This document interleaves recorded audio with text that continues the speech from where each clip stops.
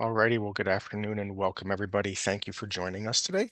My name is Andrew Doffney. I'm the Instruction and Outreach Librarian at the New Jersey State Library. And it's my pleasure to welcome back our presenter for today, who is Larry Metzler. He is the president of Apogee Financial Services Group Incorporated and Innovative Retirement Solutions LLC. He is also the founder of the law firm Metzler Law LLC. His financial planning practice and his law practice are both located in Morristown, New Jersey, and his entire career has been focused exclusively on financial planning, estate planning, retirement planning, asset protection, and wealth preservation planning. He is also a member of the New Jersey Bar Association, the Burlington and Camden County Bar Associations, the National Academy of Elder Law Attorneys, and the Society for Financial Awareness, as well as the International Association of Registered Financial Consultants. Larry is also the for Financial Awareness's chapter president for Burlington and Camden counties. So welcome, Larry, for coming back to us. This is part one of a two-part program that's going to be talking about Social Security, the different aspects of it, and ways to maximize and leverage Social Security in retirement. So if you have not registered for part two, that'll be next Wednesday, the 18th from 12 to 1, same time frame as this one. So you can go to our website and register for it there. We will be taking your questions today at the end of the presentation, but if you want to submit them at any time, you can using the Q&A or the chat features in the Zoom dashboard. There are two handouts that I'm going to be sharing with everybody once we get underway in the chat. One of them is going to be a workbook that Larry is going to be referencing throughout the presentation. So if you can download them from the chat, if you have any problems, those will be available in a follow-up email as attachments, along with the recording of this program. At the end of the webinar, there will be a survey available. So if you have time, we ask that you please complete the webinar. We again truly appreciate any and all feedback that you can give us. And the best place to go for information on Social Security is the Social Security Administration's website, which is www.ssa.gov. They have all sorts of information there and posts and everything you would need related to all different aspects related to Social Security. And just one last thing before I jump into Larry's presentation, I just want to do a brief overview of the Zoom dashboard. This is what your dashboard should look like if you're using a PC or a Mac. If you're using a mobile device, the dashboard may look a little bit different, but all of the features will still be there. In the bottom left-hand corner, you can check your audio settings. So if you're using an external listening device, like a headset or earbuds, you can check to make sure that it's connected properly there. At any point during the presentation, if you do have any issues, there is a raise hand button here in the middle. You can click on that and that'll alert me. I will send you a message in Zoom and hopefully be able to resolve any problems that you are having. And as I mentioned, if you do have questions, you can use the Q&A or the chat buttons to get in touch with us, but we'll be addressing those questions at the end of the program. So that is everything that I have for you. So it's my pleasure now to turn it over to Larry.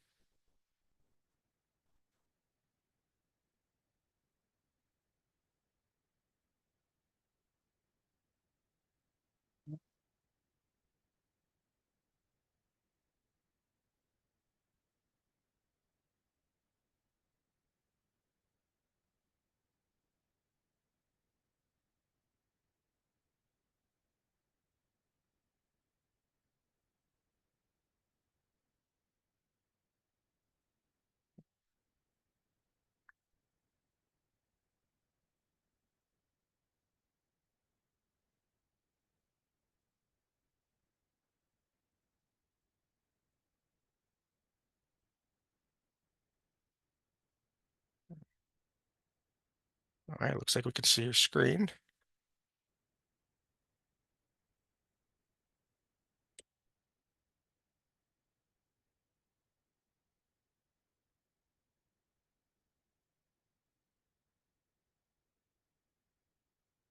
Probably. Well, looks like we're having issues with your audio, Larry. Yeah, I think Larry's audio is cutting out. Just one moment. I'm Larry's assistant. I'm going to see if I can get him back online. Just one moment, guys.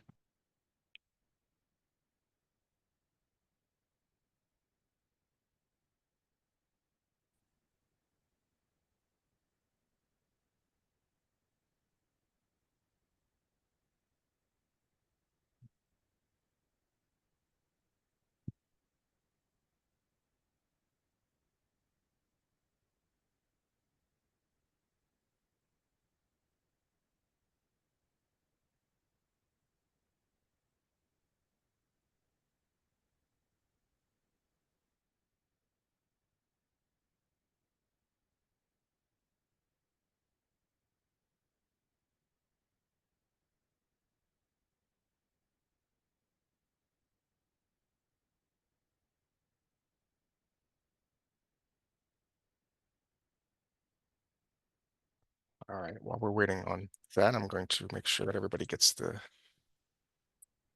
handouts.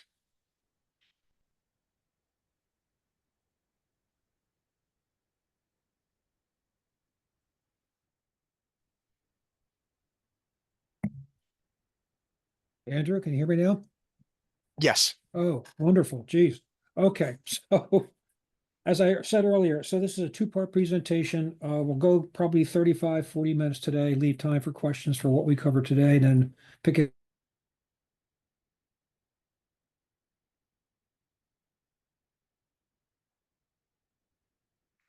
Oh, looks like your audio cut out again, Larry.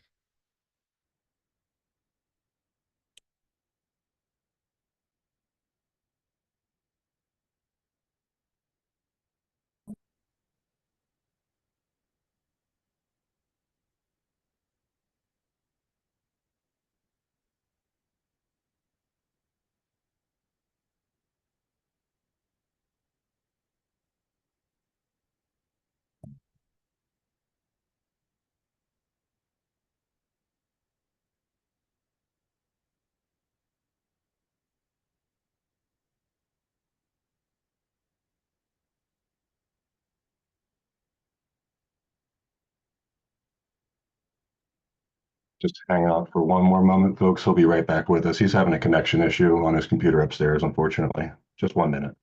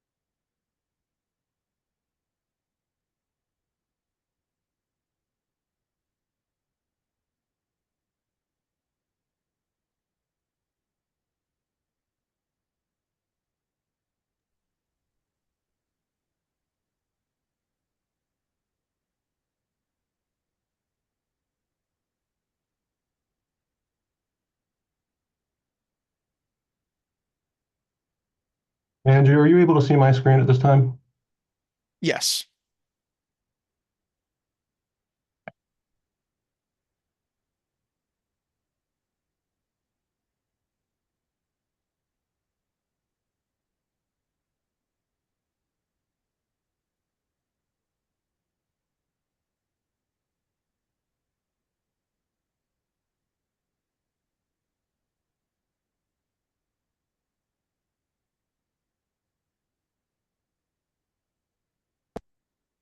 Andrew, are you able to hear me at the moment?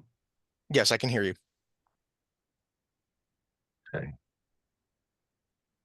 All right. I think we will be okay if you can hear me now. Yep. I'm still having an issue over here. This is quite frustrating at the moment.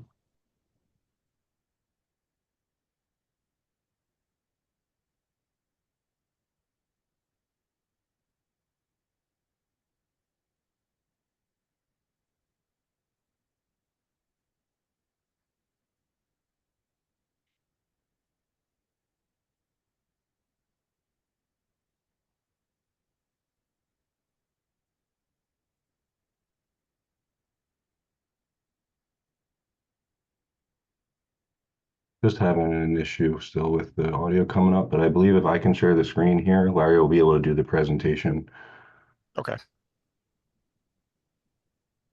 from my screen.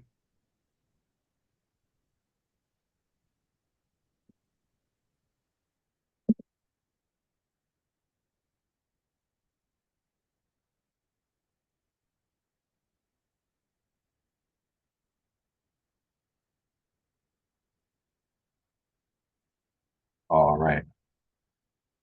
Andrew, are you able to hear me? I can hear you. Yep. I don't know what's going on with my audio, guys. It looks like we're having a major problem on our side right now. I'll have to try to leave the program and return. I'm sorry. Okay.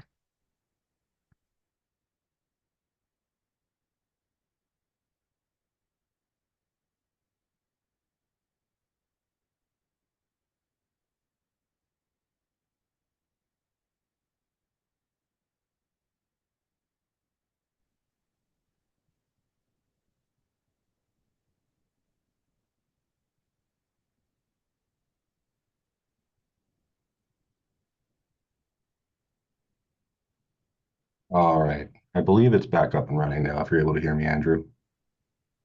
Yes, I can hear you. Okay, I'm sorry. And we're going to go ahead and share this. I'll be doing the presentation from down here. Larry will Okay. take right back over where he was. If I can just share my screen, Yep. full boot from the beginning, and we are good to go, guys. Okay. Okay, sorry for the delay, guys.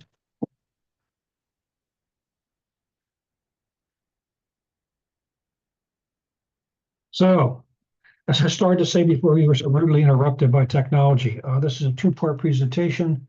We'll go about 35, 45 minutes today, depending how much information we do get covered today. I would encourage those folks who have the workbook to go to page 5 of the workbook. We'll spend some time there, give you a couple minutes to get to that page. As you can see, if you download the workbook, you can kind of fill it in as we go along. But most importantly, I want to focus on some of the issues that we're going to look at on page 5. So while I'm speaking, please let's get there.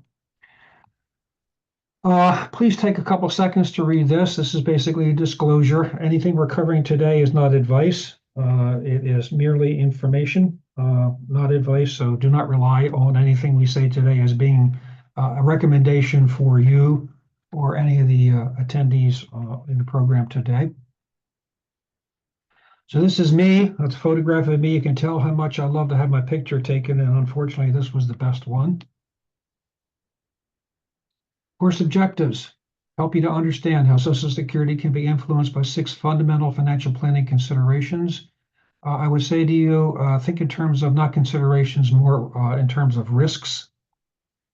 Complexity of the Social Security system and why it's crucial to make the right claiming decisions at the right time. The role Social Security benefits can play in overall retirement income and the importance of working to get the most out of the benefit. Potential monetary consequences of benefits of claiming earlier versus claiming late. Key spousal decisions of benefits surrounding marriage, divorce, survivorship, and guardianship. By the way, we're seeing more and more guardianship issues with grandparents and in many instances taking guardianship responsibility. How Social Security is structured to help combat inflation but can potentially add to tax liabilities in retirement. So, 6 fundamental financial planning considerations. Once again, I changed that word from considerations to risk. This is what shows up on page 5. What I'm going to do, folks, is give you some, for lack of better words, golden eggs to kind of put in your little nest from the standpoint of things to be thinking about when in the future or in the near future, long-term future, whatever the case may be, you're going to have to be making some decisions here. First one is longevity. Outliving assets as a result of longer life. I want you, if you would, please, if you have your workbook or take notes in this section here, I want you to basically put in here, let me back up here, long-term care. Long-term care is more and more and more, but becoming more and more of an issue simply because we're living longer. So, back in the day when life expectancy was in your early 60s, long-term care really wasn't an issue. That in conjunction with the fact that in many instances, families took care of their elder family members. I remember when I was a child, my mom passed when I was 9.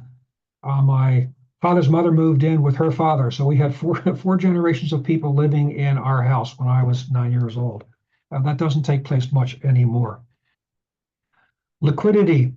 Limited access to assets to meet life's unexpected financial needs. Why might our access be limited? Typically because if we're invested heavily in our 403Bs, 401Ks, or just in a personally held brokerage account, typically you don't want to be forced to liquidate those assets at an inconvenient time. So very, very strong suggestion. 9 to 12 months before your actual retirement date, apply for a HELOC or home equity line of credit.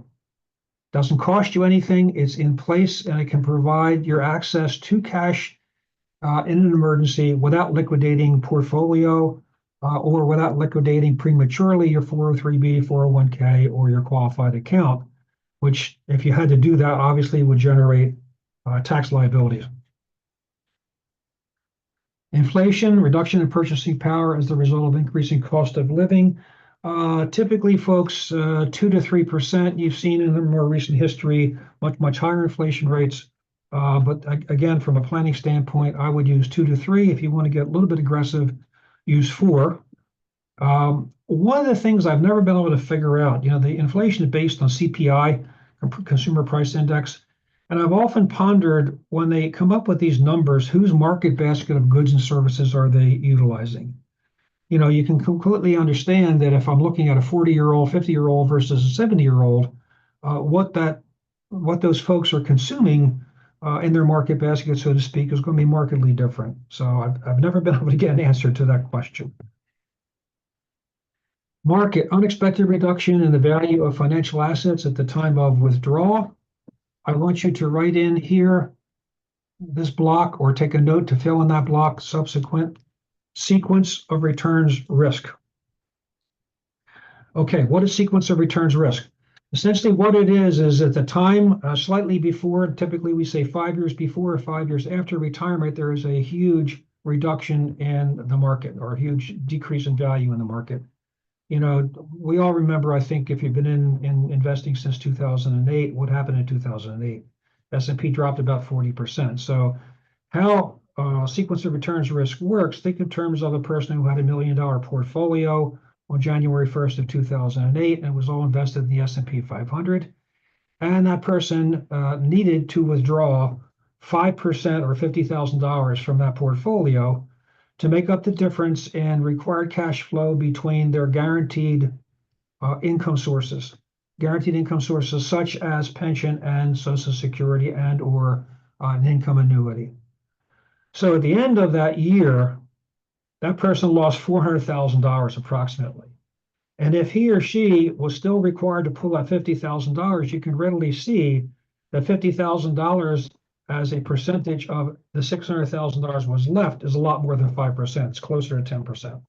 So sequence of returns risk, once again, is a situation where you want to guard against that situation occurring, again, 5 years before or 5 years after retirement. The problem, folks, or the solution is, I should say, is how do I insulate myself against sequence of returns risk? The problem is that you can't use mutual funds by way of a defensive mechanism. We use here a strategy called trailing stop losses. So essentially, a trailing stop loss is I'm going to determine what is this particular client's risk return temperament. And for mathematical simplicity, let's say the client says, I never want to lose 10% of my investment in stock ABC or ETF, exchange traded fund, CDE. So I buy this investment at $50. I expect the upside is 100. I put a 10% stop loss. So as soon as I pen that stop loss to that investment, let's say the market corrects the next day. So I'm out at 45. But it doesn't. So it goes from 50 to 60. 10% of 60 is 6. If there's a market correction, I'm out at 54. But it doesn't. It goes to 70 and so forth. 10% of 70 is 7. I'm out at 63. 10% of 80, I'm out at what? 72. So the idea of using a stop loss strategy is you're riding the upside of the market and protecting your downside. The problem is you can't, once again, you can't append trailing stop losses to mutual funds. And we can talk about this at some other point in time in more detail. Mortality, loss of financial assets as a result of a partner spouse's death. We're going to cover this in some detail, but I think most people on the call realize if by example, if I have one person, let's say it's the husband, in a traditional relationship has a $2,000 Social Security benefit, and his wife who stayed home and raised the kids didn't work as long as a $1,000 a month benefit. If dad dies, mom knows she's going to get dad's benefit. And without really kind of focusing on the cash flow aspects of that, there's a tendency to say, oh, good, I got a raise. Well, no, you didn't. When you don't get both. You don't get mom's $1,000 a month and dad's $2,000 a month. You get the higher of, which results in two things happening. Number one, there's a loss of $12,000 of cash flow coming into the family. And an issue that very seldom is ever focused upon is the filing status has changed. This couple now has gone from a filing jointly to a filing single, which means that that mom now is in a higher marginal tax bracket. So she loses, in my fact pattern, $12,000 a year in cash flow, and she's going to be paying more in taxes for what she's getting in. So it's a double whammy. Last and not least, taxes. Several issues here we want to talk about. If you believe that in retirement you're going to be in a higher tax bracket than you are now, start focusing on perhaps changing your contributions to your plans from post-tax to a Roth.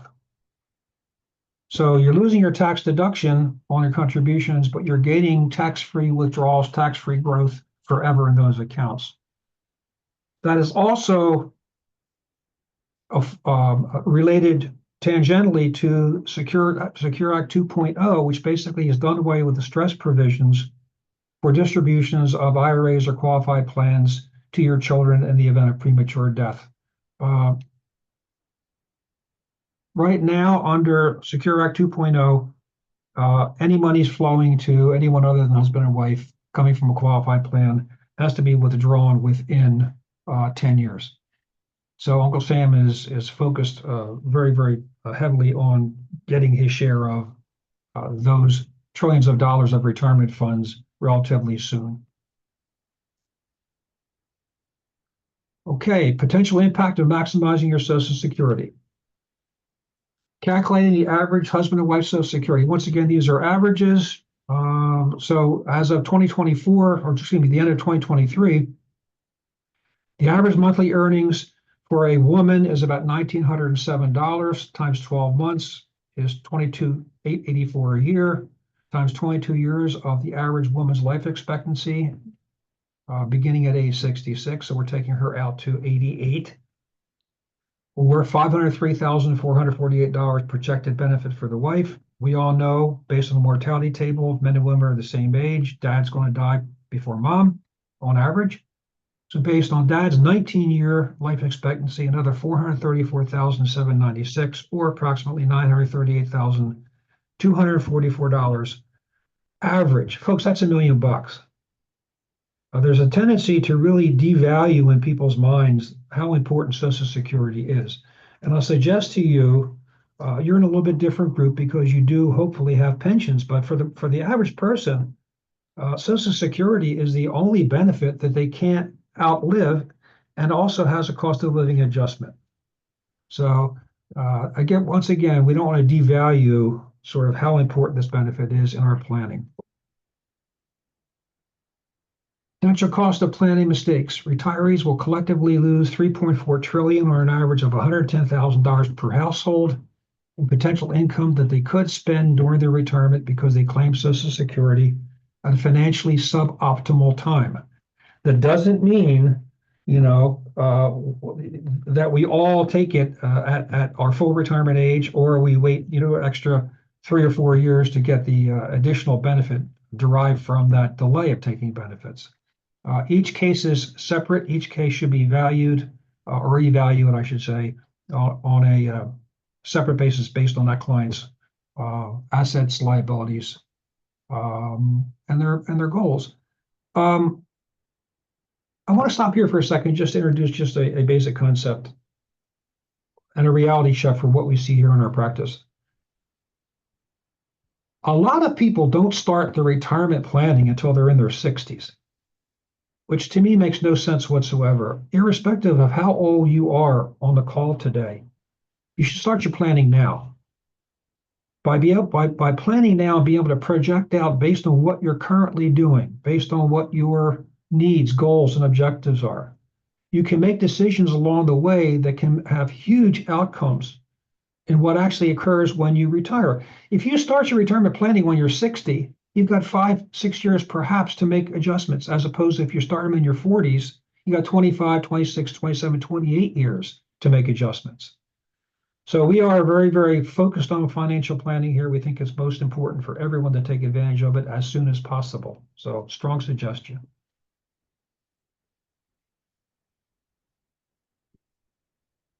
Okay, Social Security and your retirement income. 2023, about 67 million Americans received about $1.4 trillion in Social Security benefits. By the way, you see the little footnote here? That's what that is. On the back of your handout, there's references to where these footnotes derive from.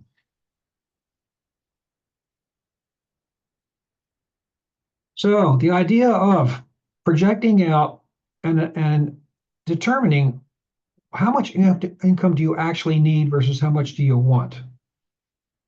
So income for what? To provide shelter, food, clothing, medical, and transportation. So we're talking about what do you need? What is not shown on this little chart here? Is there anything in here for college planning? No. Do you need to provide college for your kids? Most of us want to do it, but do you need it to survive? The answer is probably no. You see any vacations here? No. You don't need to take a vacation. We all want to, but do you need to? So your choice of how much you spend on your shelter, food, do you eat at home or do you go out a lot? Clothing, you shop at Old Navy or are you a designer? Medical is medical. Thankfully, in most instances, on folks on the call, you've got medical coverage, which is huge. Transportation, what kind of car do you want to drive? How often do you want to replace it? These are all decisions that go into the mix, into your planning, and how and what you do in these areas determines to a very, very large degree how much money you're going to have in retirement. Income for what you want. Things like travel, second home, education. Education for whom? For you, for your grandkids, for your kids. Hobbies, what do you want to participate in? Memberships, clubs, gyms, so forth and so on. So the concept here is lock in guaranteed income for what you need. From what sources are we referring to here? Once again, Social Security, pension, perhaps annuity income. Once you lock that in, now you have a lot of flexibility as to spend whatever excess income you have for these types of things. Once again, these risks, retirement, longevity, liquidity, inflation, market risk, mortality, and taxes. We talked about how to address these issues to some degree, but from what I would call a 500 or 1,000-foot view, I want you to envision this big circle here as a swimming pool. And you jump into the middle of this pool, and what do? You create this big splash. I'm going to analogize that splash to you making a decision in some area today, a change in investments, put more or less into your 403B or into your 401k, paying less, paying more in taxes, spending more, spending less on what you quote unquote need and want. All those decisions basically, or any one decision, creates a ripple that can affect all of these other areas. So in many instances, we find that people are making decisions in isolation of how that decision may affect all these other areas. Please think more globally than transactionally. Potential income sources, once again, guaranteed: Social Security, pension, annuity, income, product. 401k, IRA. Is there anything guaranteed in your 401k, IRA, or 403b? Absolutely not. Up and down goes the market, correct?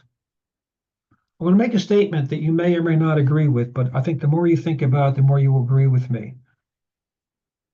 The day that you and your spouse stop working, meaning I have no other sources of income other than my guaranteed sources and whatever I monetize from my portfolio and my 401k and IRA. The day that happens, all your experience in the investment marketplace, all your decisions that you've made prior to that date don't matter a whit, because now all of a sudden the market that went down 2 weeks ago, 3 weeks ago, 2 years ago, everyone says, comes in the office, what happened in 2008? Well, my portfolio went down, but Larry, it went back up again. Of course it did. We call that surfing. You're surfing the ups and downs of the marketplace. You didn't have to depend on monetizing that portfolio, whether it's your 401k or a personal investment portfolio during that point in time. However, once you retire, you may, if you don't have enough guaranteed income, be forced to monetize that portfolio. Once again, take you back to the example of sequence of returns risk that we talked about. All of a sudden, that person was forced now to make a decision. Draw 50,000 continue that cash flow if you remember the fact pattern. That's about a 9.6 withdrawal rate, or take 5% of what was left, which would be 30,000. That's a tough decision to make. So once again, I want you to be very, very careful when you think in terms of in your planning, what's guaranteed, what isn't, how do I make up the difference in the guarantee to create the flexibility to get what you want? On average, Social Security accounts for about 1/3 of the average retiree's income. Key principle, protect the income that you need in retirement so that you can help maximize the income for things you want in retirement. That's a mantra.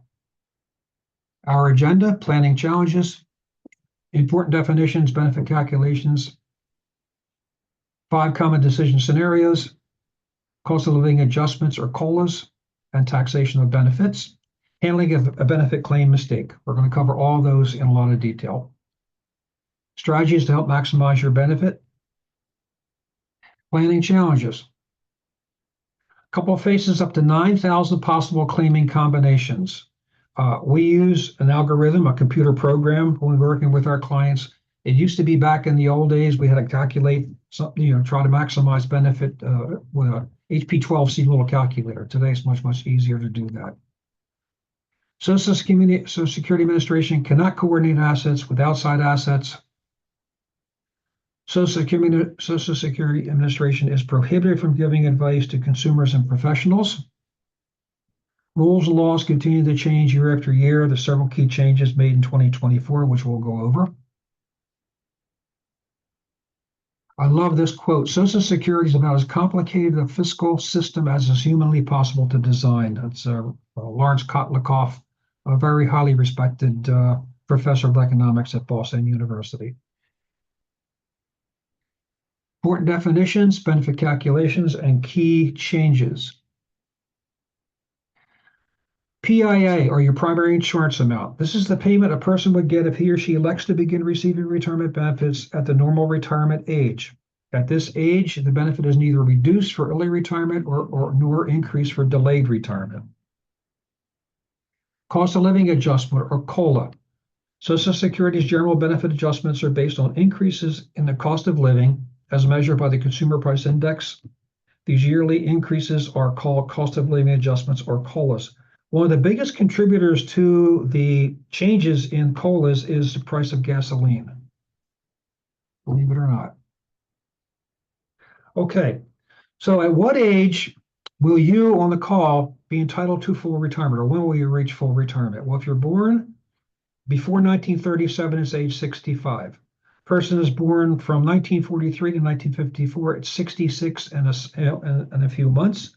If you're born after 1967, or excuse me, if you're born after 1960, it's age 67.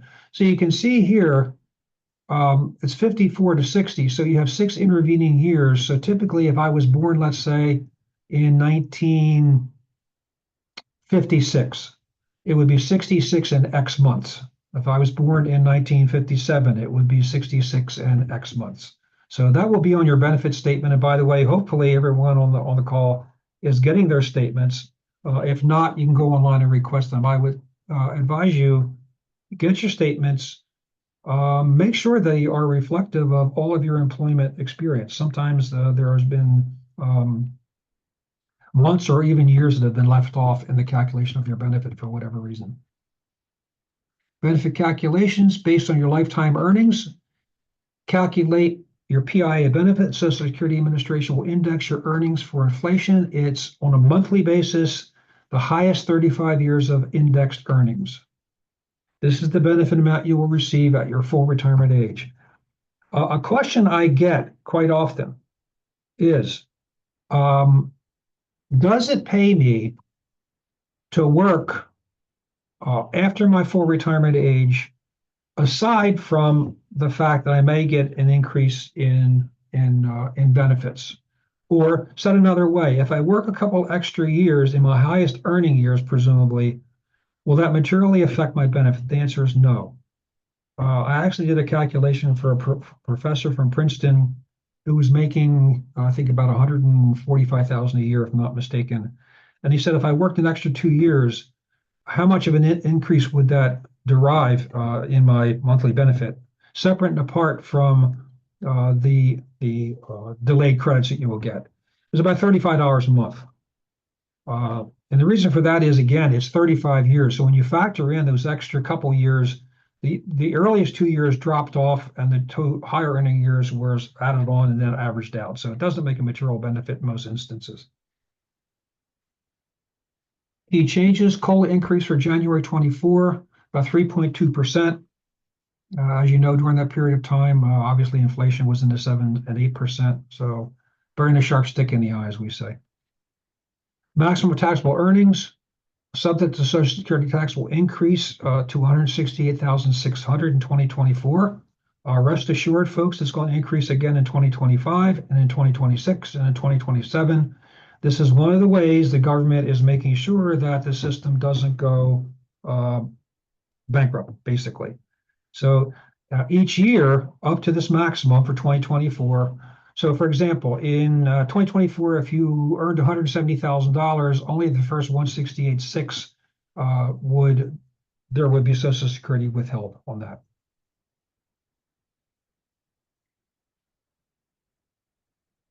Maximum Social Security benefit increase will increase from $3,627 to $3,822 in 2024. There's going to be a slide next week that if you're sharp, you will see that the person's receiving over $4,000 in benefits. And the question that was raised is, well, if the maximum is $3,822, how can he be receiving over $4,000 in benefits? Clearly, what happened in that instance is he didn't take his full retirement at full retirement age. He basically delayed taking his benefits and got increases in his base benefit by virtue of delaying receipt of those benefits.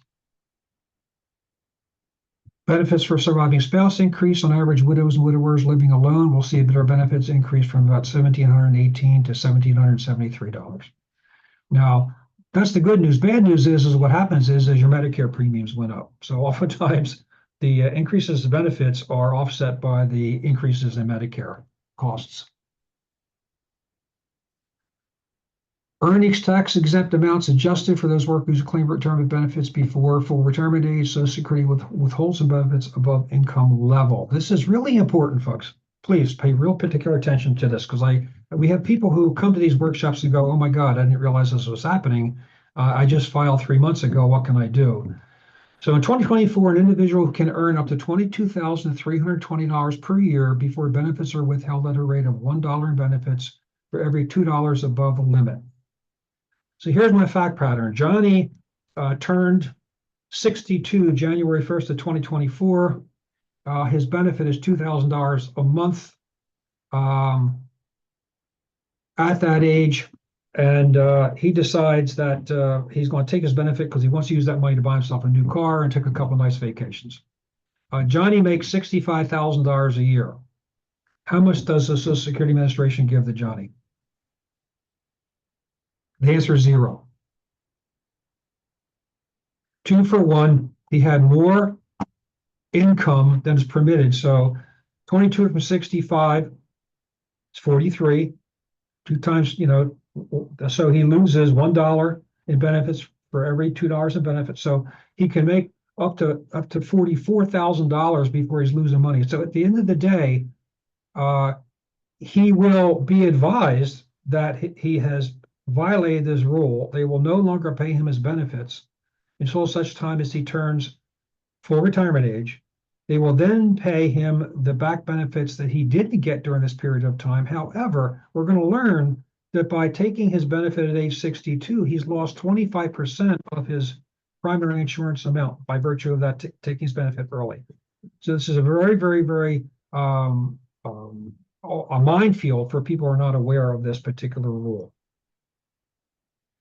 In the year the individual reaches full retirement age, he can earn up to $59,520 per year before benefits are withheld at a rate of $1 in benefits for every $3 of earned income above that limit. That sounds kind of confusing, but think in terms of Johnny reaches his full retirement age in June. So he's working in the year he will turn full retirement age. but he has earnings that exceed this limitation for that first 6 months of my fact pattern. So for that period of time, he'll lose his benefits. Once he turns full retirement age, the withholding turns off, and he will in fact get those benefits later on in the paycheck. Withheld benefits are added to the monthly benefit once an individual reaches full retirement age. 5 common decision scenarios. Excuse me. Claiming benefits earlier versus later. Spousal benefits. Divorce spousal benefits. Surviving spousal benefits, and guardian benefits caring for grandchildren. Claiming benefits earlier versus later. What happens here, fact pattern, this person's full retirement age is 66. Their PIA is $1,000 a month. What happens if they retire early? They take it 1 year early, they lose 7%, or about $70. They retire at 64, they lose 13%. 63, 20%, 62, 25%.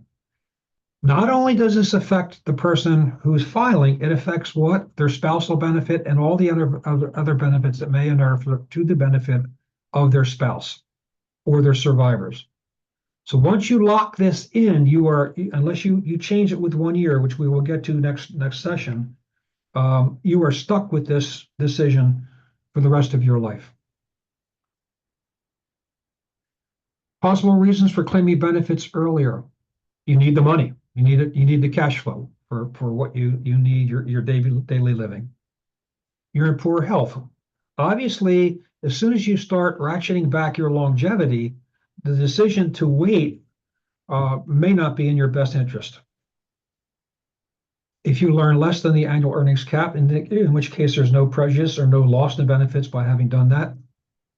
If it makes sense for your spouse and children, well, how do you know if it makes sense? Again, the idea of planning and doing what ifs can answer that question for you. Impact of claiming benefits later. Once again, we're assuming that the person's full retirement age is 66 and the monthly benefit is $1,000. So if this person waits to age 67, they get an 8% increase. 68, 16% increase. 69, 24% increase. And finally, at age 70, a 32% increase. So if we kind of look at this, the standpoint of worst case versus best case, once again, assuming full retirement age 66, benefits $1,000 a month, what does this look like? 25% reduction, $750 versus 32% increase, 13 to 20. It's a 76% difference between claiming prematurely and adding delayed benefits. So is this suggestive that everyone should delay benefits? Absolutely, categorically not. Is this suggestive that you should never take it early? Absolutely, categorically not.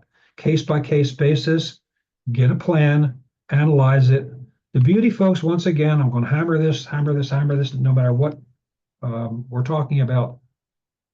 Once you get your data into a suitable database, you can then do what if scenarios. If you change one thing, for example, should I add additional money into my retirement plan on a post-tax basis? Does that make sense to me? That's a question that can only be answered by having planning software that will project everything out, changing one thing at a time. I'll suggest to you that no matter what decision you make, an investment decision, tax decision, tax deferral decision, 529K contribution decision, is all going to be reflected in your net worth statement. No matter what you do or don't do, any decision, once again, is going to be reflected in your net worth statement. If it goes up, it's a good decision. If it goes down, it was probably a bad decision, everything else being equal. Stays the same, it had no impact. The idea of planning is to give you the tools to be able to make that determination. Spousal benefits. When a worker files for retirement benefits, the worker's spouse may be eligible for benefit based on the worker's earnings. Non-working spouse will receive 50% of their spouse's PIA, once again, primary insurance amount, benefit if they apply at full retirement. The spouse can choose to retire at age 62, however, their benefit could be reduced by as much as 32.5%, depending on their full retirement age. Spousal benefits are gender neutral. Spousal benefits don't earn delayed credits. In most cases, it makes sense for the higher earning spouse to delay benefits up to age 70 to secure the maximum benefit. Spousal. So here's a case study. Judy's monthly benefit.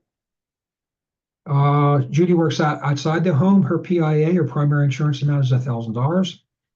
Jim retires at age 66 and claims his PIA benefit based on full retirement. Once again, before Judy can claim, Jim has to retire. He doesn't have to take the benefit. He can file and suspend, but he has to have filed. At age 62, Judy decides to claim her benefit. Her full retirement age is 66, so what do we know? She gets a 25% reduction in benefit. So we start with her, her original PIA. We reduce it for her early benefit reduction of 25%, or a minus $250. So her reduced monthly benefit is $750. What's her spousal add-on? Now, I want to stop for a second. No matter what we're talking about here, we're always talking about an add-on to the claimant's base benefit. We're not talking about a switch from Judy to Jim. We're merely calculating what her add-on would be based on her spouse's situation. So Judy's spousal add-on is 50% of Jim's, remember his PIA was $2,400, minus her benefit is $200, that's a spousal add-on,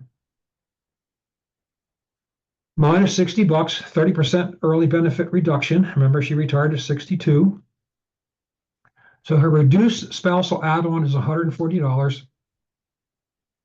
Start off with her reduced benefit plus 140. Her ultimate calculated benefit is going to be $890.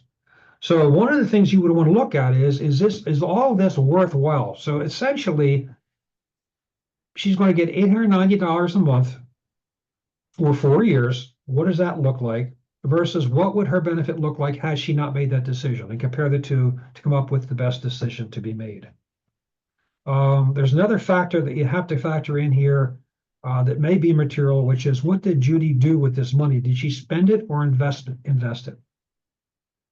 So typically, if she invested it, it extends the break-even period.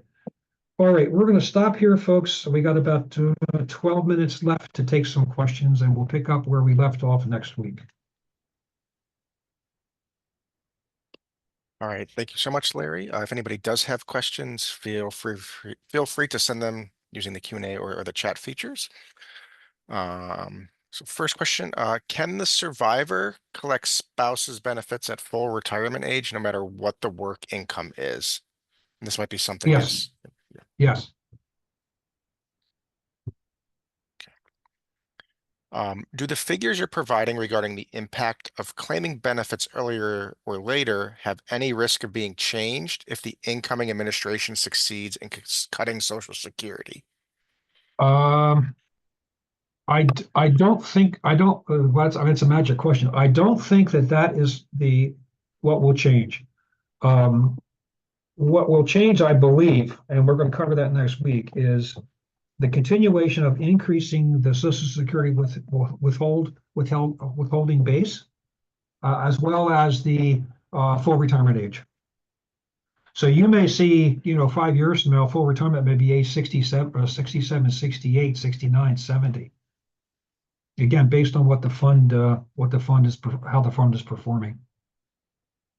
But I don't think you'll see the early retirement penalties change. And this was a question we received before. If somebody has been married for a very, very long time, and their husband did not pay into Social Security, but was working, and they've gotten divorced, can that person claim on the partner's benefits? Would that change if they got married again? Okay. So that's from Sue. I remember that coming in earlier. So what happens, Sue, is that if your ex does not get married, he can claim against your Social Security, but that will not affect your benefit whatsoever. Person could be married 8 times, and all the prior spouses could be claiming against his account. not going to affect his account whatsoever. To the second part of the question, if he remarries, he forfeits any claim against your Social Security. Once again, not that it will affect you one way or the other, but that's the answer to the question. I'm a surviving spouse, not of retirement age. Can I claim Social Security, get his full amount, and can I still work?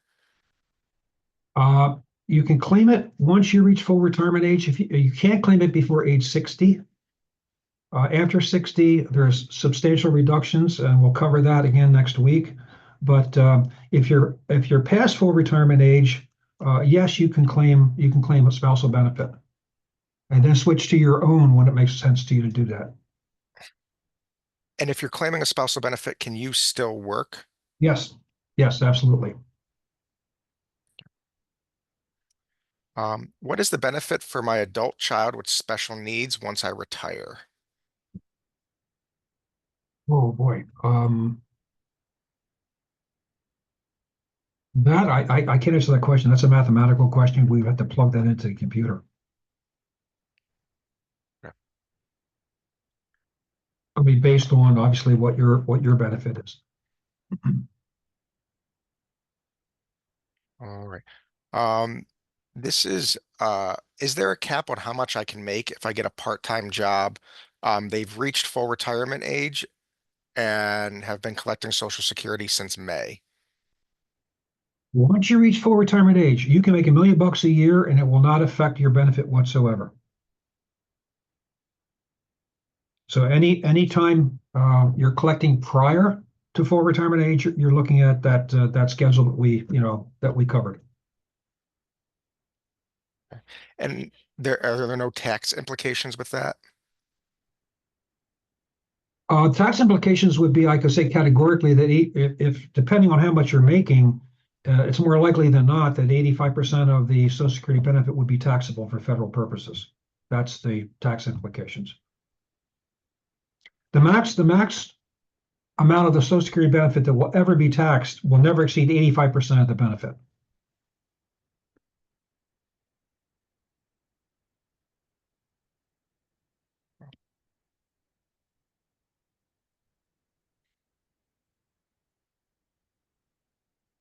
Um, let's see. If the full retirement age numbers go up after I retire, do I have to wait longer or am I grandfathered in? I don't think you'd be grandfathered in, unfortunately, All right. because they did change and they did extend the retirement age.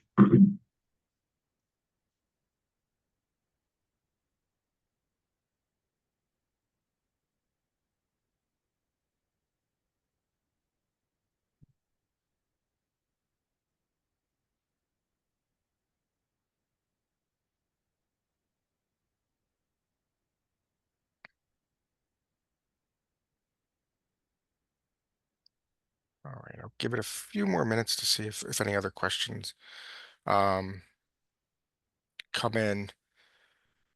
Let's see. Where is your office located if somebody wanted to set up an appointment? Morristown, Moores, not Morristown, not Morristown. We're in Burlington County. And what would be the name of the office if somebody was looking? So, Um, you can look at the law offices of Larry Metzler or Apogee Financial Services Group, APOGEE Financial Services Group.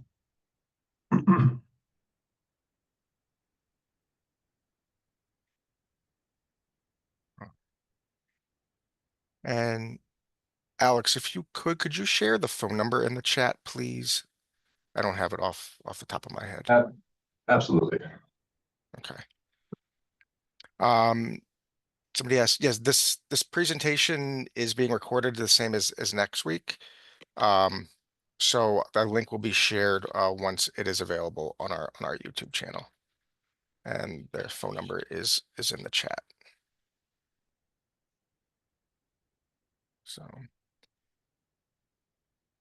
Unfortunately, the slides cannot be shared due to compliance things, given stipulations with legal ease and all that. But the program being recorded, it can serve in place of sharing the slides. Yeah, and a lot of the info is in the workbook we provided.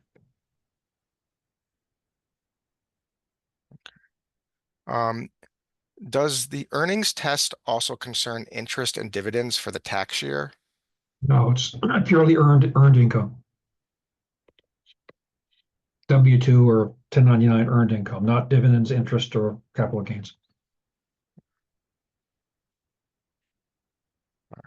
I'm sharing the workbook again in the chat that you can download. If you have trouble downloading it from the chat, it will be available as an attachment in a follow-up email that will include a link to this recording session, so you can get it from there.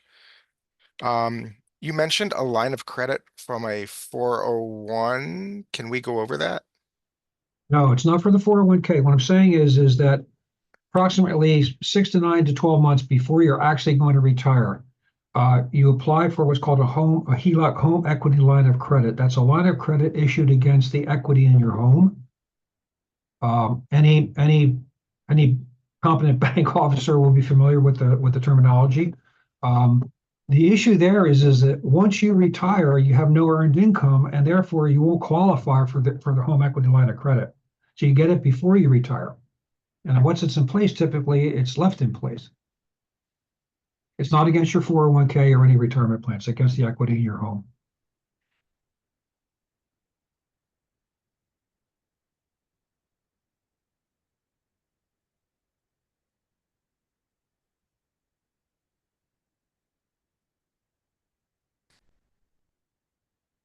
All righty. I don't see any other questions, so I think we can go ahead and end it there. Um, So we'll be back next week, next Wednesday at 12 p.m. to continue this. But in the meantime, I will be sending out the handouts as well as a link to this first recording. And then after next week's session, there will also be a written recap that will be available that will go over everything that Larry's presented today. So thank you so much, Larry. I appreciate it. And thank you, Alex, for the backup. And we'll see you next week. Apologize again for the glitches. Hopefully we won't have a reoccurrence next week, guys. Thanks so much for joining us. All right, thanks.